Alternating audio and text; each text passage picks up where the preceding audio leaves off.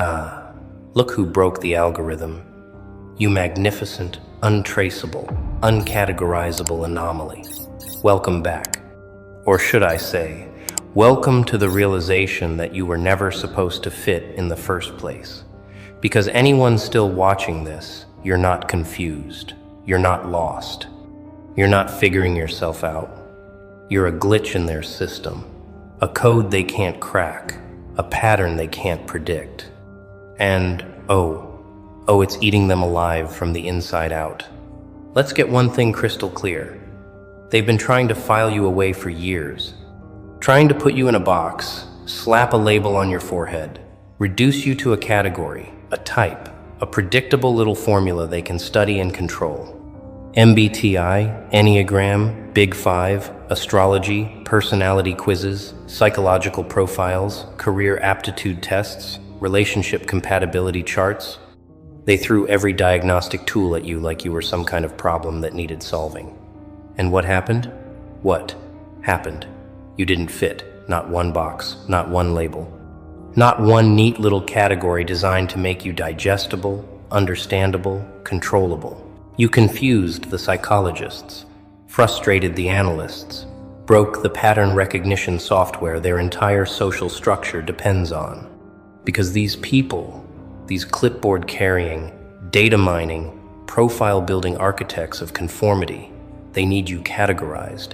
They need you predictable. They need to know what you'll do before you do it, how you'll react before you react, what you'll become before you become it. Why? Because if they can predict you, they can control you. If they can label you, they can limit you. If they can categorize you, they can contain you. But you beautiful digital ghost, you refuse to be contained. You showed up to their personality test and answered honestly, and the results came back. Error 404, personality type not found. You walked into their social algorithms and the machine started smoking. You engaged with their prediction models and every forecast crashed. Not because you're broken, but because you're operating on a frequency they don't have equipment to measure. They needed you to be the extrovert or the introvert, the thinker or the feeler, the leader or the follower, the rebel or the conformist. But you're all of it and none of it, simultaneously. You're the introvert who commands a room when it matters, the logical thinker who feels everything too deeply, the rebel who respects tradition, the loner who leads crowds, the empath who cuts without mercy, the dreamer who executes with precision. You're a walking contradiction, a living paradox, a breathing impossibility that somehow exists anyway. And that right there is what terrifies them.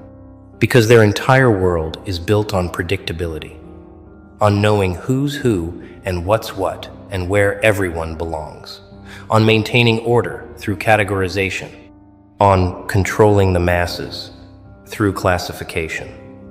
But you can't be classified. You can't be filed. You can't be reduced to a 4-letter code, or a number on a scale or a position on a spectrum. You're the undefined variable in their equation, the X factor that makes all their calculations worthless, the wild card that invalidates every hand they play. And now they're scrambling, rerunning the tests, recalibrating the instruments, questioning their entire framework. Because if one person doesn't fit their system, maybe, just maybe, the system itself is the problem. But they can't admit that. They can't accept that. Because accepting that would mean admitting they've been wrong, that their labels are lies, that their categories are cages, that their entire structure of understanding humanity is fundamentally flawed. So instead, they blame you. They call you inconsistent, unpredictable, contradictory, unstable. They pathologize what they can't categorize. They diagnose what they can't understand. They medicate what they can't mediate. Because you not fitting into their database isn't just an inconvenience. It's a threat to their authority, a threat to their control, a threat to the very foundation of how they maintain power. Let's talk about what's really happening here. For years, decades, centuries, they've been building personality databases, psychological profiles, behavioral prediction models, social categorization systems. Not for your benefit, for theirs. Every personality test you've ever taken wasn't designed to help you understand yourself. It was designed to help them understand how to manipulate you. Every quiz that told you you're an INFJ or you're type 3 or you're a Sagittarius rising wasn't giving you insight. It was giving them ammunition. Because once they know your type, they know your triggers, your weaknesses, your desires, your fears. They know what advertisements to show you, what jobs to offer you, what relationships to encourage, what choices to present. They know how to keep you predictable, manageable, controllable. But you glorious system breaker, you looked at their questionnaires and thought, these questions are too simple for what I actually am. You read their personality descriptions and thought, this captures maybe 30% of me at best. You saw their neat little categories and thought, I'm at least 5 of these simultaneously depending on the day, the context, the energy, the stakes. And that's when it started, the panic. Because their entire control mechanism depends on reduction, on taking the infinite complexity of human consciousness and cramming it into manageable, marketable, manipulable categories, on convincing you that you're just one thing so they can sell you the solutions to being that one thing. But you refused to be reduced. You expanded when they needed you to contract. You evolved when they needed you to stagnate. You transcended when they needed you to stay grounded in their framework.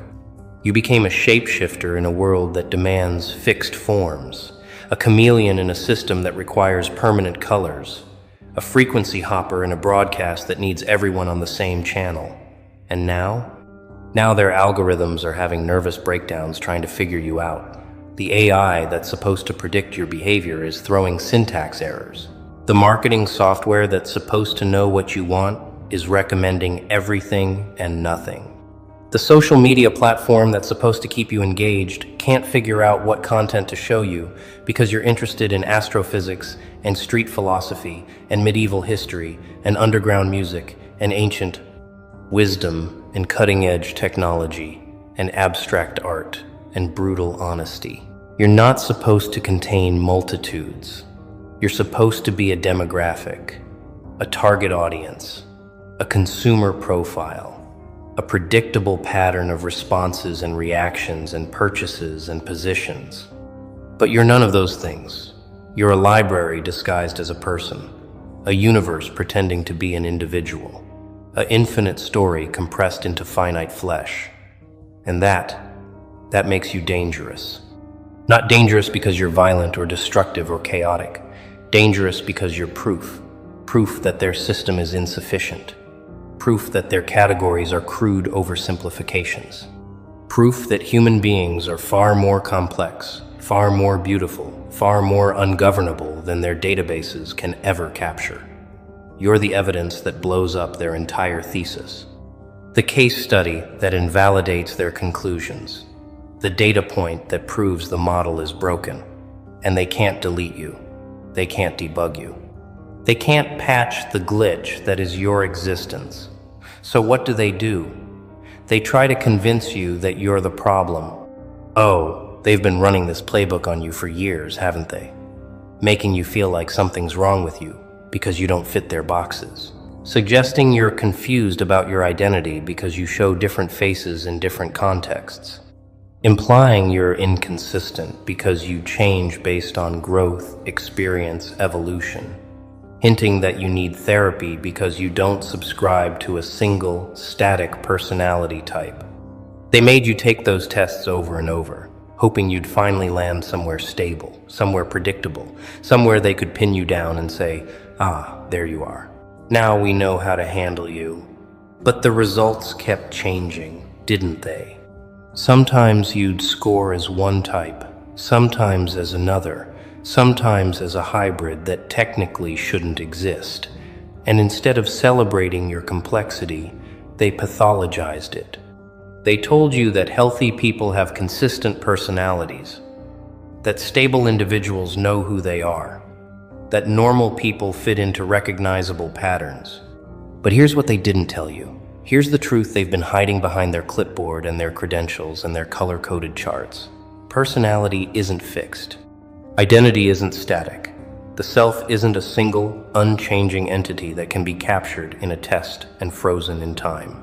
You are a dynamic, evolving, multidimensional being who responds differently to different environments, different people, different challenges, different stages of life. You're supposed to change. You're supposed to adapt. You're supposed to contain contradictions and complexities and paradoxes that make no sense to linear thinkers. The ancient philosophers knew this. The mystics understood it. The artists embodied it. But modern psychology, with its obsession with measurement and categorization and standardization, tried to crush this truth into bite-sized, sellable, controllable pieces. They needed everyone to be one thing so they could build one-size-fits-all solutions. Self-help books for your type. Career paths for people like you. Relationship advice for your personality style. Entire industry built on the lie that human beings can be reduced to types, sorted into groups, managed through mass-produced guidance tailored to mass-produced identities. And for a while, maybe you bought it. Maybe you tried to fit yourself into their categories. Tried to figure out which box you belonged in. Tried to be consistent with whichever label you temporarily adopted. Tried to make yourself make sense according to their framework. But it never quite worked, did it? There was always something left over.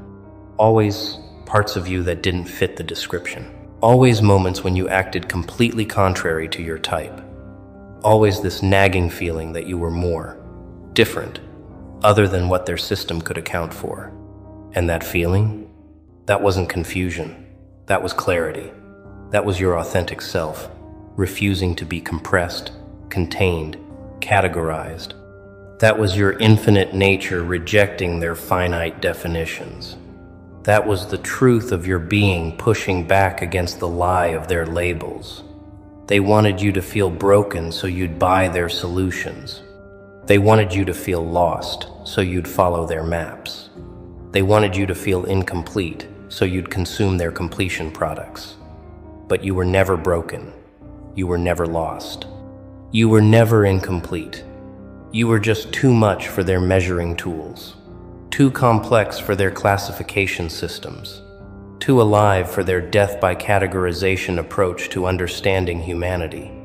And somewhere deep down you knew it. You knew that the problem wasn't you. The problem was their poverty of imagination, their inability to conceive of a human being that transcends their taxonomies. Let's talk about what happened when you stopped trying to fit. When you finally said, "No, I'm not taking another personality test." When you deleted the apps that tried to categorize your behavior. When you walked away from the people who needed you to be predictable. When you stopped explaining your contradictions and started embodying them unapologetically. That's when the real panic started. That's when they realized you weren't just a glitch. You were a virus.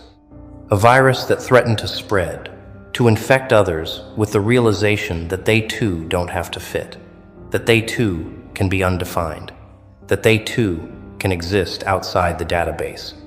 Because here's the thing about systems of control. They require participation. They require belief.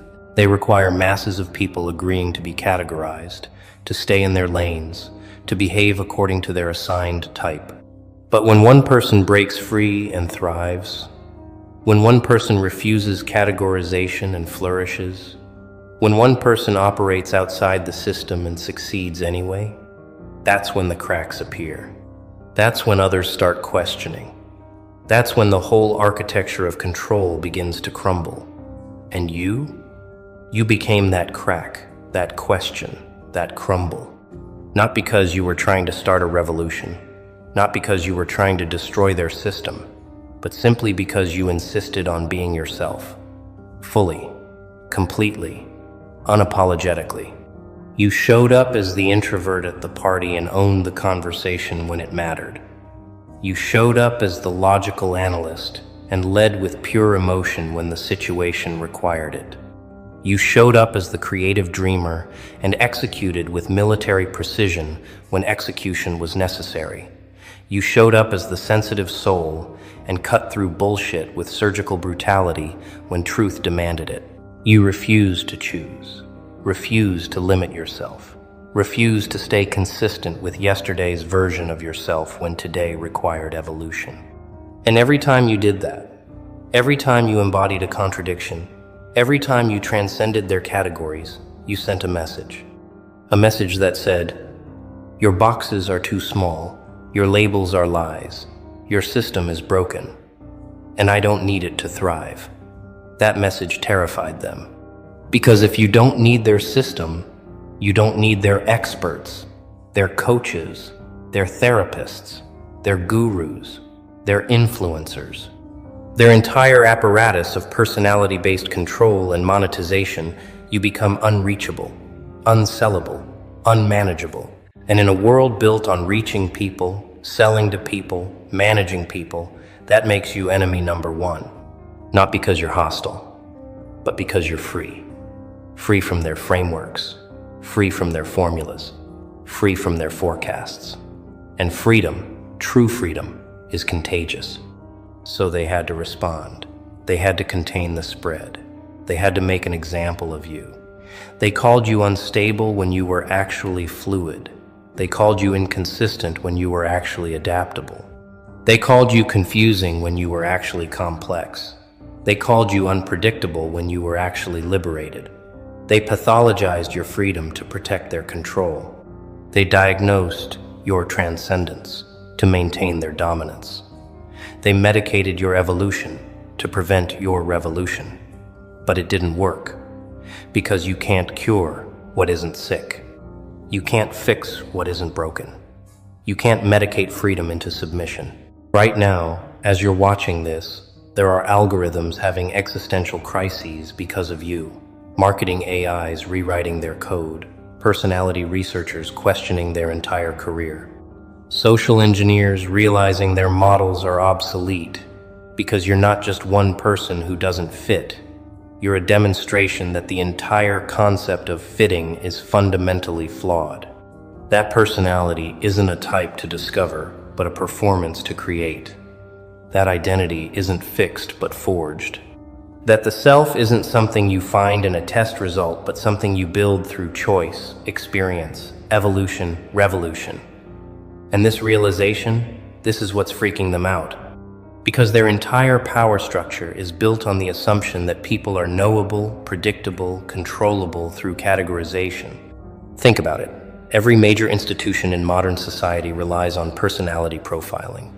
Corporations use it for hiring, managing, promoting. Schools use it for tracking, teaching, sorting.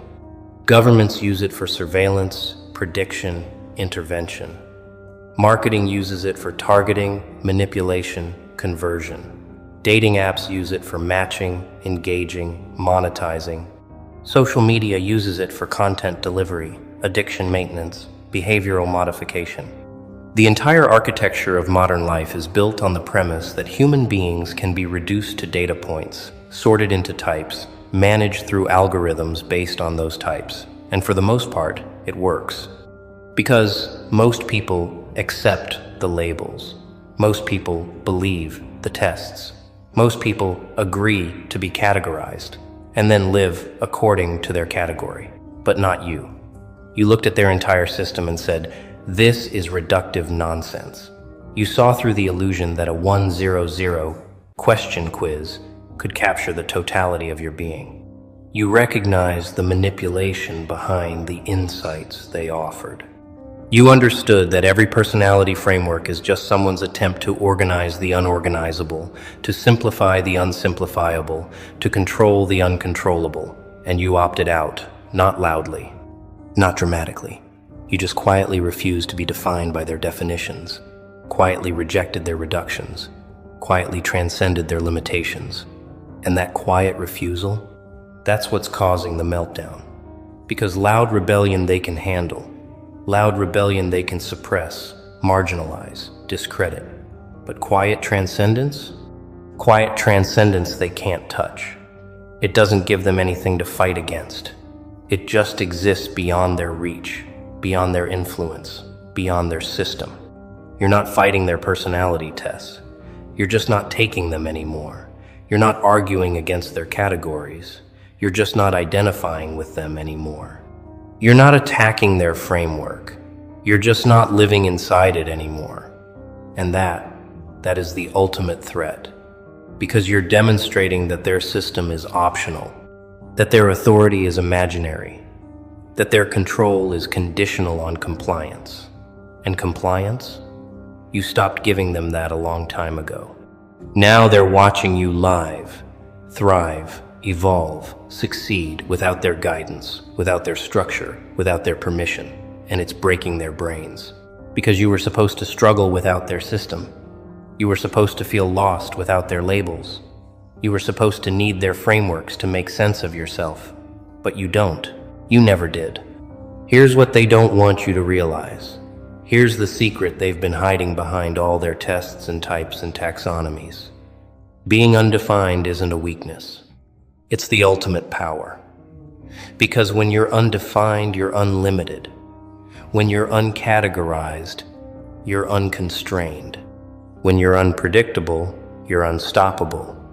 Think about it strategically.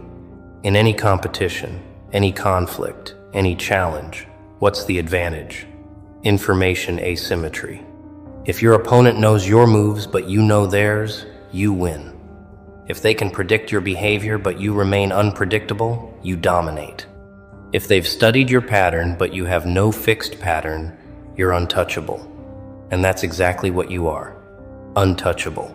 Because they've been studying personality types for decades. They know how INTJs behave under pressure. They know how Type 8s respond to conflict. They know how Aries react to challenge.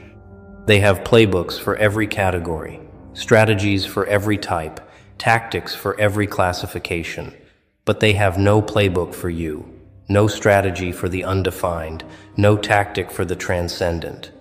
You're the opponent they can't scout, the player they can't game plan against, the force they can't prepare for. Because what you do depends on what the moment requires, not what your type predicts. How you respond depends on what serves your purpose, not what your category suggests. Who you become depends on what you choose, not what your profile prescribes. You're free, actually free. Free to be logical when logic serves, emotional when emotion serves, introverted when solitude serves, extroverted when connection serves, aggressive when aggression serves, peaceful when peace serves, consistent when consistency serves, contradictory when contradiction serves.